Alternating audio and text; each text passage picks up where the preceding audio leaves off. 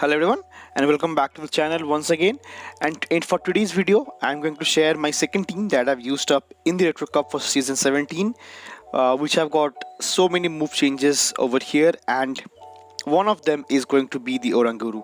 So Oranguru now have access to Trailblaze as a coverage move against rock, ground, water as well, to which it have got access to earlier it have got access to Future Sight or Psychic. Psychic being nerfed right now, Future Sight was the way to go, but since you only have Confusion as a fast move, Future Sight does not made any sense over here. So that is the reason with Trailblaze it have got some more coverage onto this meta, and since Trailblaze does boost your attack with Confusion, it helps out boosting its fast move, which does way more damage as well. Alongside, it have got a good coverage as well with foul play onto this meta with Psychic for Psychic and Ghost types. But being normal and Psychic, the only thing in Retro Cup that hits it for super effective damage is going to be the Bug type, because Dark is banned and nothing can hit you that hard, and it have got a decent stat product as well. So for pairing it up, I am using Lanturn as my lead over here, and that will be the coverage for flyings, maybe bugs as well, and my Cresselia over here as a safe swap to put out a real bulk with this team and a good coverage for Lanturn's counter as well. So that is the reason I'm putting out this team over here, and with all the shields are down, Oranguru can really put so much effort in giving out good games over here. So moving on to the first battle, I pick up a lead against Pelipper over here, and since again as you guys can see, it's a really good lead, but I'm not sure why my opponent is staying up in this matchup, because Pelipper really hard loses out to a Lanturn because it takes double super effective from this electric type spark over here.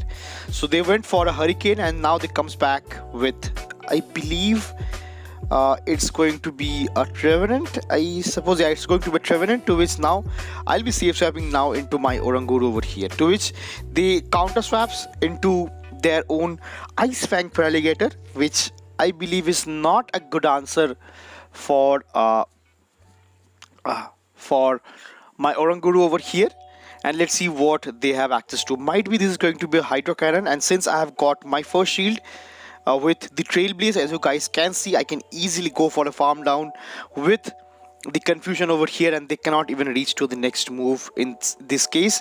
And I'll be going for the next foul play, which is boosted enough, and I believe it does take it out because they were not expecting that, or maybe they gave up the match over there. So GG's to my opponent, really well played. And now moving into the next battle, I pick up a lead against Talonflame. So I love the Talonflame leads over here in with this team actually, because Talonflame is so much buffed right now, so people are going to run Talonflame or people are going to run its counter. So this time I'm using its counter over here, and since the safe swapped into a Water Gun Lanturn, I have a perfect counter for that as well, which is going to be my Cresselia having access to Grass Knot, to which I'll be going for the next Grass Knot just in time before they could reach to the next move, and this Grass Knot does take out the Lanturn over here. And let's see if they comes back with their Talonflame, but it's not the case. They comes back in with their own Altaria, to which I have got my loaded Moonblast that takes so much damage out of this Altaria over here, and my Cresselia did so well in this matchup. To which now I'll be coming back with my Oranguru over here, and Oranguru have decent amount of bulk with it, so it can withstand one Moonblast or maybe a Sky Attack easily. And now I can go for the next incoming foul play onto this Talonflame over here. So Talonflame will with not too much bulk with it, it tends to shield everything, and since I got a shield advantage with onto my Lanturn over here, I can easily wrap up this game, because Flame Charge, Brave Bird, fly, nothing hits my Lanturn for neutral damage or even super effective, like neutral or super effective, nothing. So everything is resisted right now, and I can easily go for the next back-to-back serves to take out this Talonflame, but not before they can go for the next fly. So I'll be going for the next serve that will take out the Talonflame out of the sky, giving me the event for the second battle here as well. GG's to opponent, really well played. And now moving on to the third battle of this video and set, I pick up a lead against Medicham, which is obviously nerfed, to which they safe swapped into their own Lanturn. So I'll be countering that Lanturn with my own Cresselia over here because it have got access to Grass Knot, and they went for a Thunderbolt. So if you are stuck in this matchup with Cresselia and Lanturn, do always go for serves over here because it's less energy and it does neutral damage as well. To which I'll be going for the next I'll be going for the next Grass Knot, but not before they threw the next serve, which was not going to be enough to take me on, but I put out the shield over here, which turns out to be a really bad decision from my end because now they have a shield advantage onto their Medicham over here. So though Medicham is nerfed, but if you are having shield advantage and you are running Dynamic Punch, it can have some play in the meta as well. To which now I'll be going for the next Moonblast onto this incoming Charger Bug over here, and for some reason I thought I could not reach to the next Moonblast, so that is the reason I went for the next Grass Knot, but that does not even take it out, or I cannot farm it down with resisted sparks right now. So I have to take in this moves incoming from this Charger Bug over here, and I believe it is going to be 2 crunches in this scenario. So 2 crunches, though it's not stab and it is not coming from attack weighted Pokemon like a defensive Pokemon actually from a Charger Bug, so it actually does count as well. So I have to put my shield, and now I am having a 2 shield deficit onto my Lanturn and my Oranguru to Medicham. That is not good because now, though the Psychic, the counters and the like Dynamic Punch are resisted, Ice Punch does add up over here, and since counter is again it's going to be neutral over here, that is the reason it really adds up quickly in this scenario. To which I'll be going for the next foul play that does draw out the first shield from my opponent's end, but now one Ice Punch does knock my Oranguru out, or maybe Psychic. They went for a Psychic over here and it does not knock me out, but I should have went for one more Confusion, which I could not.